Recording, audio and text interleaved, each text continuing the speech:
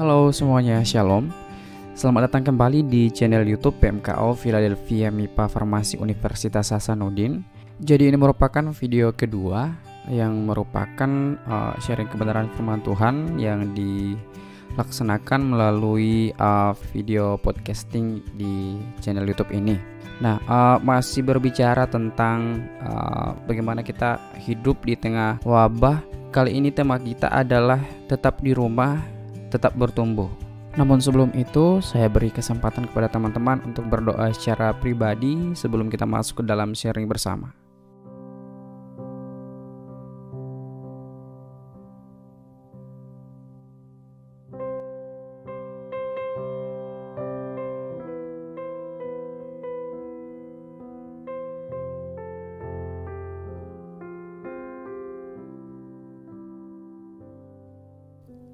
Oke teman-teman, jadi pembacaan kitab kali ini terambil dari Filipi 3 ayat 7 sampai 11.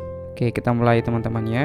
Tetapi apa yang dahulu merupakan keuntungan bagiku, sekarang kuanggap rugi karena Kristus. Malahan segala sesuatu kuanggap rugi karena pengenalan akan Kristus Yesus Tuhanku lebih mulia daripada semuanya. Oleh karena dialah aku telah melepaskan semuanya itu dan menganggapnya sampah, supaya aku memperoleh Kristus dan berada dalam Dia, bukan dengan kebenaranku sendiri karena menaati hukum Taurat, melainkan dengan kebenaran karena kepercayaan kepada Kristus, yaitu kebenaran yang Allah anugerahkan berdasarkan kepercayaan. Yang kuhendaki ialah mengenal Dia dan kuasa kebangkitannya dan persekutuan dalam penderitaannya, di mana aku menjadi serupa dengan Dia dalam kematiannya, supaya akhirnya beroleh kebangkitan dari antara orang mati. Oke, jadi ini merupakan surat Paulus kepada jemaat di Filipi, di mana Paulus itu berada di dalam penjara. Nah, kita bisa lihat di Filipi pasal 1 ayatnya yang ke-12 sampai ayatnya yang ke-26, di mana Paulus memberikan kesaksian ketika dirinya di dalam penjara, yang dipenjara oleh karena dia menjadi pengikut Kristus gitu. Tapi di dalam penjara Paulus mengatakan bahwa dia tidak berhenti untuk menyebarkan kebenaran Injil di tengah-tengah kondisinya yang ada di penjara saat itu.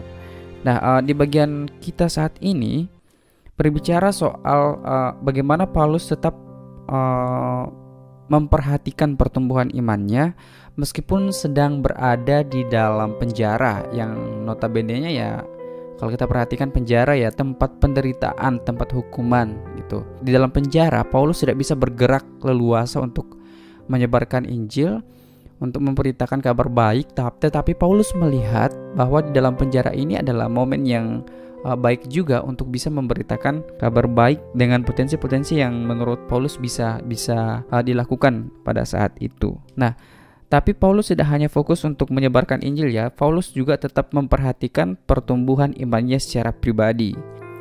Nah, kita bisa perhatikan di ayatnya yang ke-10. Di situ Paulus mengatakan bahwa yang kukehendaki ialah mengenal Dia dan kuasa kebangkitannya dan persekutuan dalam penderitaannya, di mana aku menjadi serupa dengan Dia dalam kematiannya.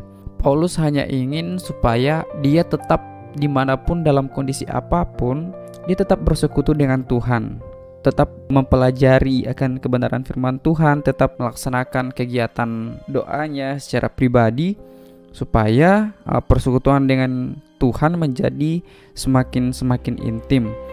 Di ayat yang ke-11 itu dikatakan supaya aku akhirnya beroleh kebangkitan di antara orang mati. Kalau kita perhatikan ya pastinya kondisi sekarang ini sama seperti di penjara ya. Kita tetap stay di rumah, tidak keluar-keluar, itu membuat kita berasa seperti di penjara gitu. Tapi bukan berarti bahwa kita dibatasi oleh keadaan sekarang untuk bisa bertumbuh gitu. Kita tetap di rumah tapi kita bisa bertumbuh, sama seperti Paulus. Bayangkan saja kita hanya masih di rumah saja, tapi Paulus itu di penjara loh teman-teman. Bisa dibandingkan kalau umpamanya kita di penjara, kemudian kita mau melaksanakan ibadah pun mungkin tidak seleluasa ketika kita di rumah ya. Paulus saja yang di dalam penjara yang notabene-nya ini tempatnya sangat tidak memungkinkan untuk bisa tetap beribadah kepada Tuhan, tetap mengupgrade pertumbuhan imannya kepada Tuhan, tapi Paulus masih tetap setia mengerjakan bagian itu. Jadi bagaimana kita teman-teman yang hanya stay di rumah saja. Jadi Paulus memberikan contoh kepada kita bahwa kita harusnya dalam kondisi yang sekarang ini, di tengah wabah pandemi ini, malah membuat kita harusnya semakin dekat dengan Tuhan. Bahkan Paulus di ayat yang ke-7 mengatakan bahwa tetapi apa yang dahulu merupakan keuntungan bagiku, sekarang kuanggap rugi karena Kristus. Kalau kita bandingkan dengan keadaannya sekarang ya teman-teman ya, kadang-kadang banyak orang yang baru menyadari akan kehadiran Tuhan, baru mulai sadar akan kehidupannya, bahwa kehidupan ini tidak bisa melampaui kuasa Tuhan. Di saat wabah virus corona ini ada, kita mulai dibukakan bahwa mungkin ya dahulu kita bebas untuk mengerjakan setiap aktivitas kita, bebas untuk mengerjakan segala sesuatu yang kita inginkan tanpa kita punya waktu untuk Tuhan. Sekarang malah orang beranggapan bahwa ya memang kita tidak bisa mengontrol diri kita sendiri, kita tidak bisa mengatur diri kita sendiri untuk melakukan A, kemudian untuk melakukan B seperti yang kita inginkan. Tapi kita perlu merendah untuk melihat bahwa di balik semua itu sebenarnya ada Tuhan yang bisa mengubah segala sesuatu pada saat itu juga. Nah, di saat ini banyak orang yang mulai datang kepada Tuhan dan melihat bahwa ya dengan adanya virus corona ini mereka harusnya di saat-saat yang tidak adanya ancaman yang sekarang, harusnya tetap memiliki waktu untuk bisa datang kepada Tuhan. Nah, sama seperti kita di saat-saat seperti sekarang ini, harusnya membuat kita lebih bersyukur bahwa kita masih bisa diberi kesempatan untuk menyadari akan hal itu. Bahkan kita masih diberi kesempatan untuk bisa beribadah di rumah dengan tenang, tidak seperti Paulus yang beribadah atau mengupgrade pertumbuhan rohaninya di dalam penjara yang bisa jadi tetap diawasi dan tidak senyaman yang kita rasakan sekarang. Nah, bagaimana sih teman-teman agar supaya kita bisa tetap memaksimalkan apa yang ada sekarang ini untuk kita bisa bertumbuh di dalam pengenalan akan Tuhan semakin dalam lagi gitu. Jadi bahkan kondisi sekarang ini betul-betul sangat mendukung kita untuk bisa datang kepada Tuhan secara pribadi. Nah, ada beberapa cara yang bisa teman-teman lakukan, misalnya PA online atau juga jam doa online seperti yang kita lakukan sekarang ini, atau yang biasa dilakukan oleh PMK Kota, atau ibadah gereja yang biasa dilakukan secara live streaming gitu. Jadi salah satunya itu bahwa kita tetap memperhatikan pertumbuhan iman kita. Bukan berarti bahwa dengan adanya pandemi ini iman kita diliburkan, tidak ya. Tapi kita tetap harus juga memperhatikan pertumbuhan iman kita, karena firman Tuhan itu ibaratnya sebagai makanan kita ya. Jadi kalau kita membiarkan rohani kita tidak makan, artinya kita selama pandemi ini mati dong gitu. Mati secara rohani maksudnya. Tapi dengan adanya fasilitas-fasilitas yang ada sekarang seperti ibadah online, PA online, itu bisa memungkinkan kita untuk bisa tetap bersekutu kepada Tuhan dan juga bersekutu dengan teman-teman seiman untuk bisa memperdalam iman kita, membuat kita semakin bertumbuh lagi. Nah, bagaimana? Kan kita membutuhkan kuota. Tapi kalau kita bayangkan teman-temannya, kita memang butuh kuota sekarang. Tapi bisa kita bandingkan kalau umpamanya kita mengadakan pertemuan secara langsung gitu. Kita butuh ongkos, banyak juga yang perlu kita korbankan juga. Jadi mungkin untuk biaya bensin teman-teman untuk datang PA bersama teman-teman lainnya itu bisa dialihkan untuk membeli kuota. Jadi jangan hanya terfokus pada waduh karena PA online butuhkan kuota jadi malas.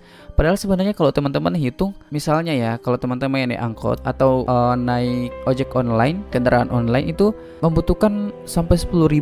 Nah, teman-teman kalau perhatikan, kalau memang betul-betul teman-teman mau membandingkan kuota 10.000 itu, kalau untuk Telkomsel bisa bahkan beli 1 giga untuk 10.000 itu hanya untuk sehari.